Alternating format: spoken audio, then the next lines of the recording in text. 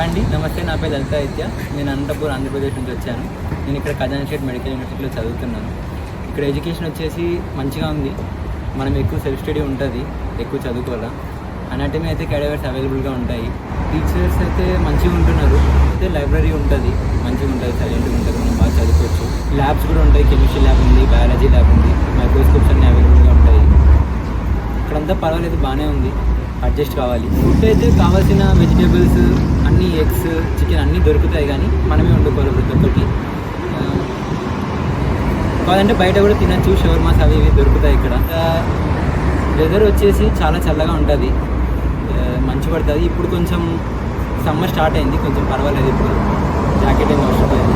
Safety అయితే చాలా మంచిగా ఉంటుంది, ఎవరిని పట్టించుకోరు, సేఫ్టీ మొత్తం బాగుంటుంది. ఫస్ట్ ఆఫ్ ఆల్ నీట్ పైన కాన్సన్ట్రేట్ చేయండి. ఒకవేళ అది కాలేదు, దాని తర్వాత అని పెట్టుకోండి.